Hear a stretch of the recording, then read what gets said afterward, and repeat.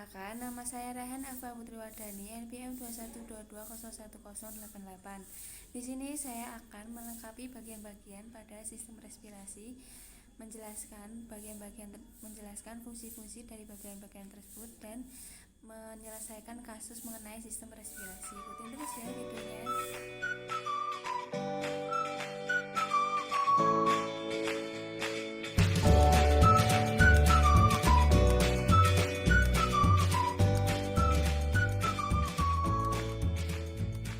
Yuk langsung saja masuk ke penjelasannya.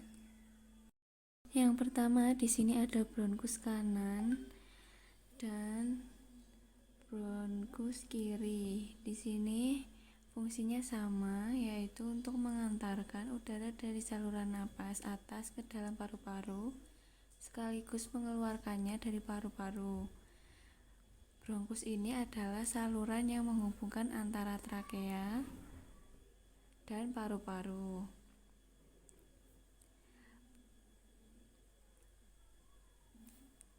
Selanjutnya di sini ada lobus. Lobus ini ada lobus kanan dan lobus kiri. Pada paru-paru di sini lobus kanan lebih besar daripada lobus kiri, yaitu lobus sendiri memiliki fungsi yang sama, yaitu membantu dalam respirasi dan pertukaran gas. Selanjutnya di sini ada trakea. Trakea atau batang tenggorokan. Fungsi trakea atau batang tenggorokan dalam sistem pernafasan yaitu untuk mengalirkan udara dari dan menuju paru-paru. Selanjutnya di sini ada bronkial.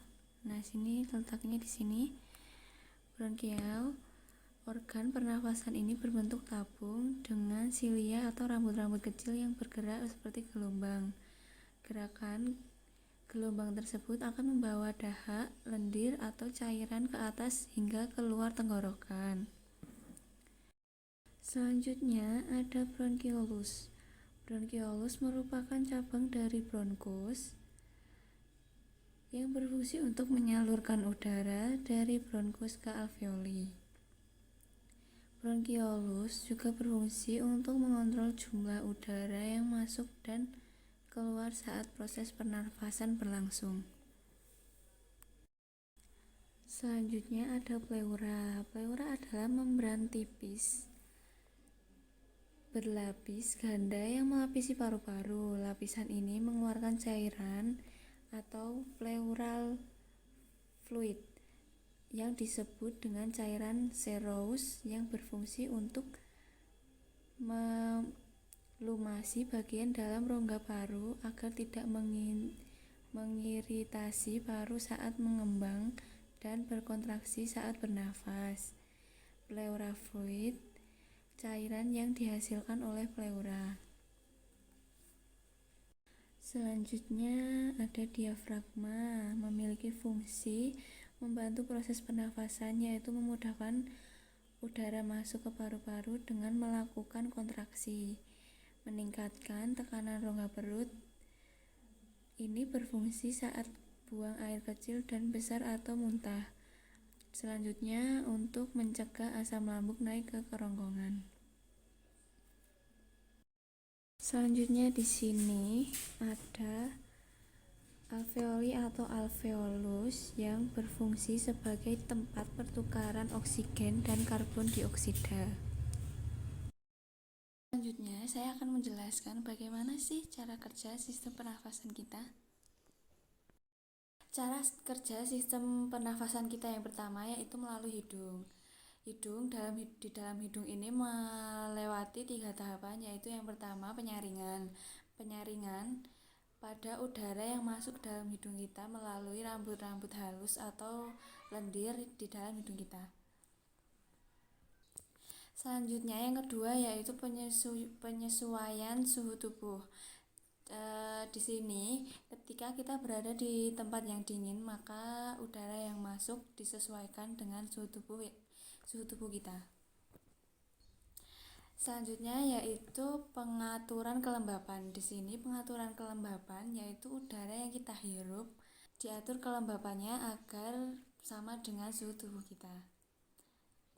Selanjutnya setelah melalui hidung dan pada 3 tahapan tadi, udara akan masuk ke dalam laring menuju trakea.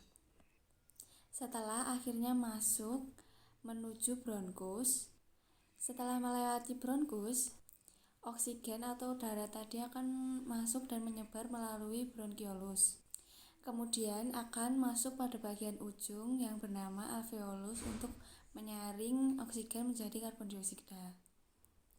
Itu tadi penjelasan mengenai bagaimana cara kerja pernafasan kita. Selanjutnya saya akan menyelesaikan kasus bagaimana menyelesaikan permasalahan pada kasus respirasi tersebut.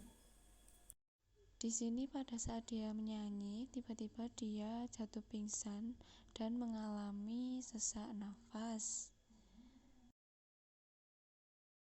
Di sini dia merasa kesulitan bernafas.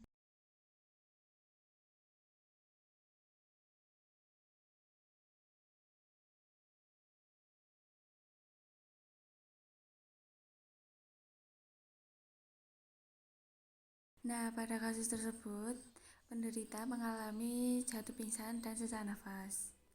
Jatuh pingsan diakibatkan karena penderita terlalu lama berdiri di bawah sinar matahari atau penderita mengalami kecapean. Jatuh pingsan terjadi secara mendadak. Jatuh pingsan juga bisa disebabkan oleh penyakit luar seperti cuaca, angin, dan panas.